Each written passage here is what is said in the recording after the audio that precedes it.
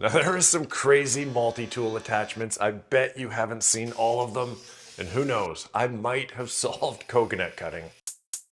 Now this thing looks like some kind of a TikTok fever dream. I was skeptical, but this baby cooks. And one little tip here, do not start the tool and then try to cut onto your lines. The thing tends to jump around a little bit. Push the cutters onto the lines first and then pull the trigger. It's way easier to control that way. Honestly, this thing just chews right through the drywall and cuts the perfect opening for your electrical box. It even comes in a double gang version and it works just as well. And a quick honorable mention to the Milwaukee drywall blade. I love the built-in depth gauge so that you're less likely to cut into wires and pipes behind the drywall. Plus it has this handy little poking knife so you can make oddball cuts like this little smiley face right here. Let's get to number 2.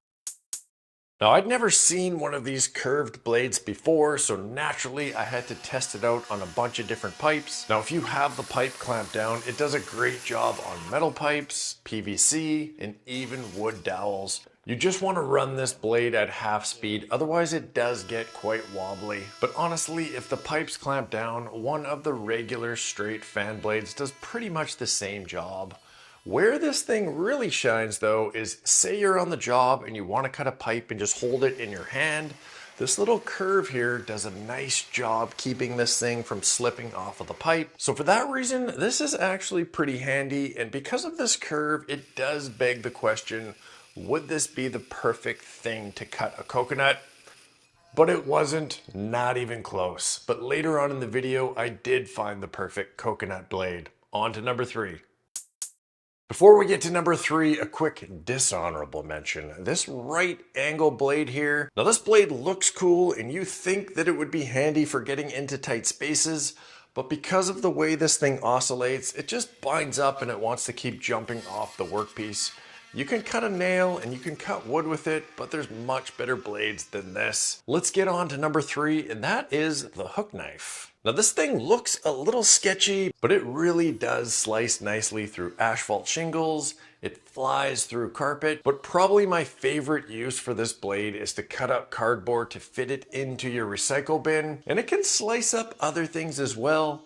Just dicing a carrot, no problem. And hey, if you want to make some Daisy Dukes, this might not be the best tool, but it does a job.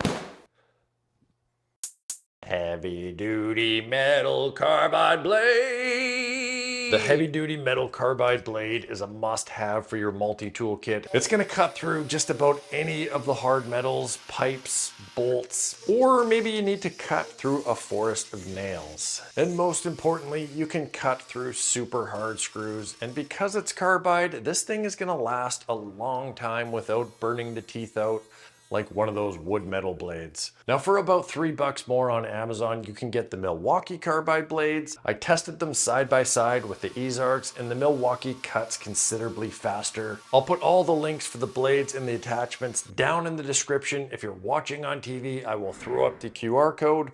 Let's move on to number 5. It is quite abrasive. Now number 5, I know rubs people the wrong way, and that is the sanding pad. Holding for applause. None is coming. Now I don't use this one a ton, but it can be very handy for the inside part of a cabinet door when you're sanding that down. But what I really actually do love this for is breaking the edge of plywood pieces. If you're building cabinets or shop projects, just bust this out. You can put different grits on here, but it's the perfect tool for just breaking that edge so you don't end up with a million slivers in your finger. Let's get on to number 6. Now before we get on to number 6, let's update the coconut situation. I tried a bunch of the different attachments and none of them worked except for the big wood fan blade. This thing made a very nice cut all the way around, which is funny because this is one of my least favorite blades. I find they just wobble around too much for any kind of precise cuts. Now number 6 is one of my favorites, the metal scraping blade, scraping off glue off of plywood.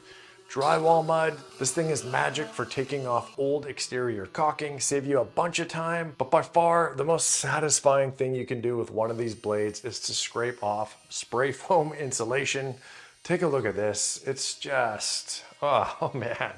That makes me very, very happy. So if you don't own a scraper blade, highly recommend grabbing one.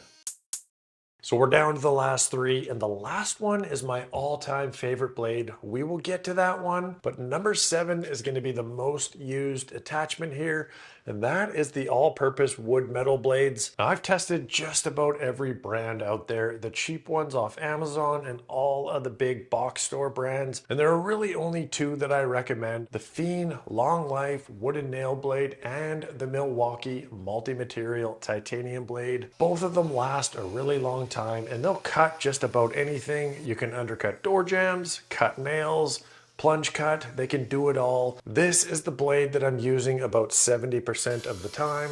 The only thing you gotta watch is really hard metal like screws. That will destroy the teeth in a hurry.